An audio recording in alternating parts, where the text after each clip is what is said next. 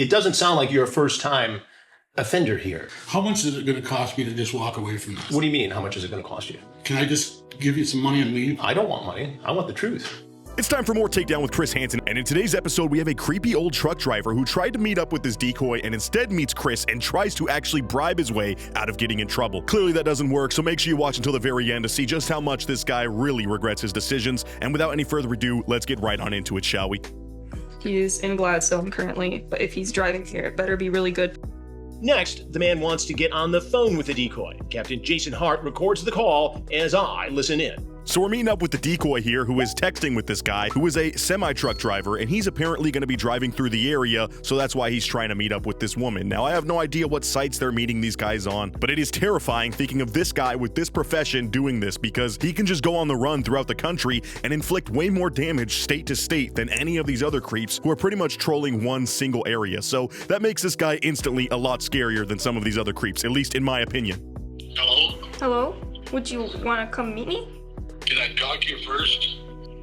Where are you at on? I'm just at my house. Oh my god, and they call this dude and he sounds absolutely creepy. I don't want to show too much of this whole, before he gets here thing, because you know why he's coming over to this house. It's very clear. They made it very clear in this phone call. Sadly, I can't show a lot of portions of this phone call because, man, is this dude really, really creepy. He is very comfortable with saying some insanely out-of-pocket things to this decoy that obviously can't be shown right now on this site. So, yeah, let's just fast forward to when he actually shows up to this house so we can see this insanely, insanely terrifying creep face to face. He slowly saunters his way to the door where the decoy greets him. What are you? Jess? Yes? Yep.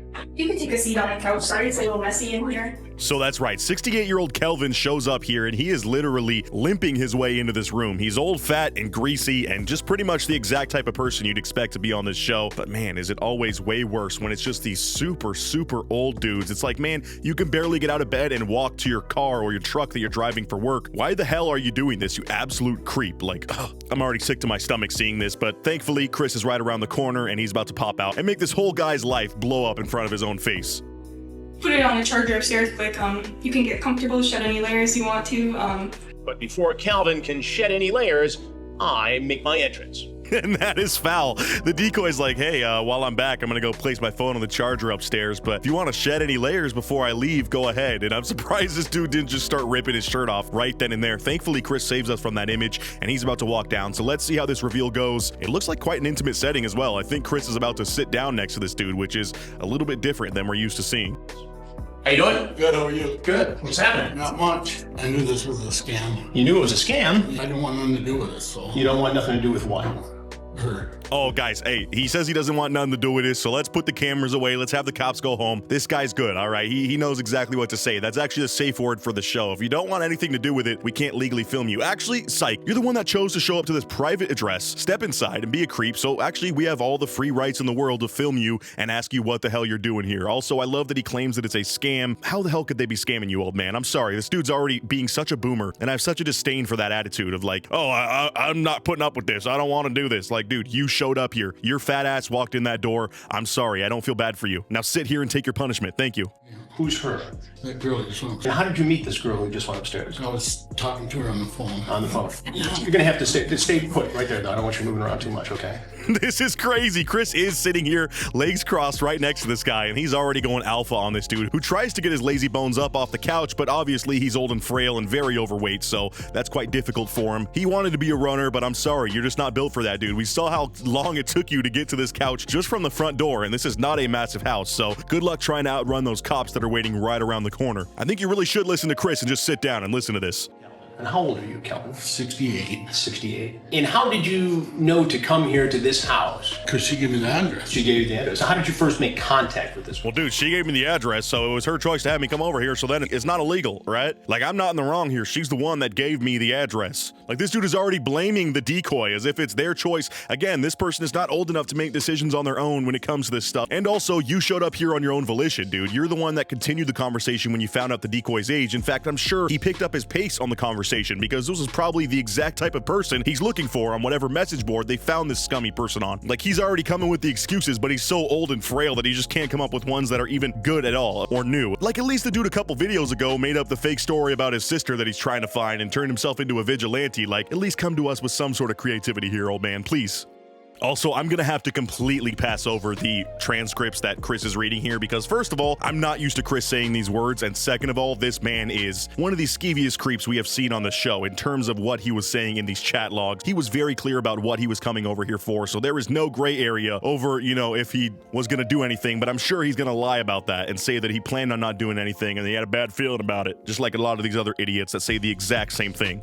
I asked her, and I asked her, and I asked her. No, just stay put there. I listened to the phone call and I have the chat log. So lying is not going to work for you, Cal. I was wanting to talk to her. You want to talk to her. And this dude is just flustering his words. He doesn't even know what to say because Chris is coming at him with the pressure. Again, we're continuing this trend of Chris on this new series just being an absolute menace. Not even menace is the right word, but he's not giving these creeps any space to breathe or to think of their own excuses, taking what they say, throwing it back at them, and proving just how stupid their stories are. Like, we just saw that this man made a phone call to the decoy where he again said a lot of things that I cannot include in this video. So the fact that he's trying to say to Chris right now, in all honesty, that he was over here to just talk is absolute bullshit, and it's funny that he thinks any of us would believe this.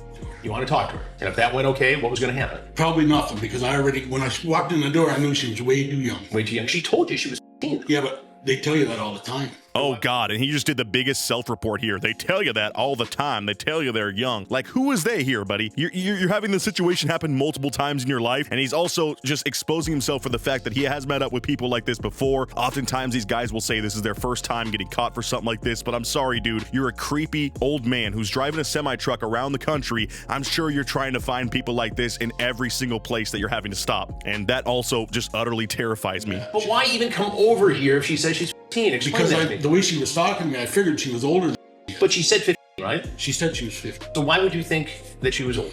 Well, yeah, she said that that was her age, but the way she was talking, I'm telling you, that was at least the talk of a 23, 24-year-old, if not more. Like, what the hell does that mean, dude? That literally makes no sense. Also, do you get how young people work? With everybody tapped into the internet, I'm sorry, some of the online beefs I've had with these freaking kids in online games that are clearly Gen Alpha, like I'm yelling at this kid in the game and he's just coming back at me with the craziest remarks. Like, these kids are smart, okay? People are sounding older than they are from a pretty young age, so that's not an okay excuse to use, and this dude is just such an idiot to even think that this is possible, that he can get out of this. None of his lies make sense, and he's just scrambling for some sort of way out of this, and there clearly is none. It doesn't sound like you're a first-time offender here. I haven't had in 15 years. 15 years. Oh, and this man's not gotten any action in 15 years, apparently, but that has to also be a lie because he just let it slip that these types of people tell him their age all the time, and they always lie about their age. So clearly this man's over here, you know, meeting up with people in the middle of the night, or even the middle of the day on his trucking adventures. So I think that whole 15 years thing is a lie, and it's funny that he is just really scrambling to say something that can get him out of this. So today you just decided it was time to have sex with a 15-year-old. I wanted to talk to her. Right. I never had no intention of touching her. But that's not what it says in the conversation, Calvin. That ain't what she said to me either. It doesn't matter what she said. What matters is what you said. And oh my God, he once again blames the decoy, saying she was talking to me like this, so I was only responding to her. That's not illegal. I was just following up on the conversation, being a good person. Like, sorry, another failed excuse. That's probably one of 100 I've heard so far. And then he lets it slip that he just wants to get out of this financially, which is quite insane. This man is literally about to try to bribe Chris Hansen. Let's see how well that goes. How much is it going to cost me to just walk away from this? What do you mean? How much is it going to cost you? Can I just give you some money and leave? I don't want money. I want the truth. And we get some bars from Chris saying that he wants the truth of why this old creep is here. He doesn't want any amount of money. I'm sorry. Chris has made good money from his shows. The dude doesn't need money. He's not in this for any amount of money. And anybody who is trying to help these people get caught is not in it for the money. So it's funny that he thinks he can just bribe his way through this. Also, you know his ass is broke. I'm sorry. Like, how much could you really offer to get yourself out of this? You're not some mob boss who just has connections to infinite amount of wealth. Pretty much because she taught me. So it's her fault then. Well, it ain't all her fault, but a lot of it's her fault. Why would you even engage in the conversation? And this dude is just really in tune with his boomerisms, blaming the young person in the situation as if he has no ability to control his own emotions, his own actions. He was the one who decided to hop into his car, put the key in the ignition, turn it on, and drive his fat ass over here. So once again, it is nobody's fault but your own, old man. I'm sorry. You're a grown-ass man. Why do you even come here? Because I wanted to talk to somebody. Talk to somebody. There's nobody in your local pub or I don't even get a chance to go, and there ain't nothing there, so. just a lonely guy? Right. Okay. Oh, he's lonely, guys. He's just a lonely guy. He just wanted somebody to talk to. Like, shut the hell up, dude. This guy's excuses are somehow getting worse and worse as this video goes on. This is rotting my brain listening to this old dude talk. Okay. Are you married?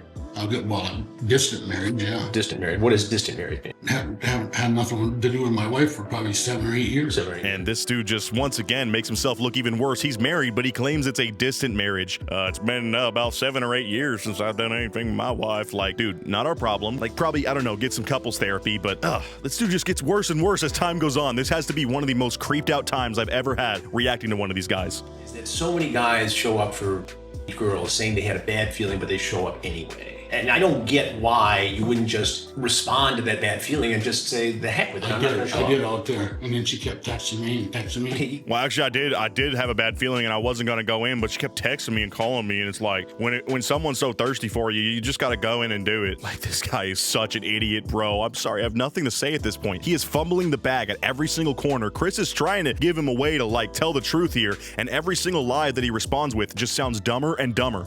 What do you think should happen to you? I don't know what to do. I've never had this before. All right. So what would have happened, Calvin, if we weren't here? So now they bring out the cameras, and this old dude starts doing his fake crying voice, which is just so funny to hear. It's actually very satisfying to hear to my ears, because it shows how much of a coward this guy truly is. Can you get that off me? No, we can't. So, Calvin, here's something you need to know. I'm Chris Hansen, and this is a show called Takedown. And if there's anything else you want to say, now's the time to say it. So the camera comes out. He immediately tries to, you know, take ownership of the situation here and say, can you take that off of me? But once again, you're in someone else's private home, and you're trying to do something that most of society sees as the worst possible thing you could ever do. So no, we're not going to take this camera off of you. In fact, we're going to have the boom guy come out, and I'm sorry to say, but they keep upgrading this damn boom mic, dude. I swear, this thing is like 30 feet long with about 8 extensions, just to really show that there is a full professional crew here. And even this guy is like bewildered. Look at his face as he looks at the length of this boom mic. He's like, holy shit, what kind of a production is this? And if not, there's some folks here who want to talk to you. Police department, Calvin. Huh? Police department. Let's see Calvin try to buy his way out of this one when the task force enters the room. So the sheriffs come out and they put cuffs on this man, and he continues to kind of whimper and cry as Chris gives his final deliberation as this dude's getting handcuffed. That's one part of this show that I really enjoy. Chris gives us a recap of like how creepy these dudes were and how wrong what they did was as they're getting arrested, as if, you know, them getting the cuffs on them wasn't bad enough. It's just that extra salt in the wound that I really enjoy seeing. So it sounds like this dude was charged with 4 felonies. Again, this show comes out before they're actually facing their court date, but I want to know what you guys thought of this one down in the comments below. It's insane this old man even showed up in the first place, and the fact that he tried to bribe Chris Hansen is something I have never seen before on this show. So hopefully you guys enjoyed this one. Leave a like and subscribe, and don't forget to hit the bell so you never miss an upload. I'm going to be doing more of these this month, as well as my other shows I react to. And as always, I'll catch you guys in the next video. Until next time, peace out.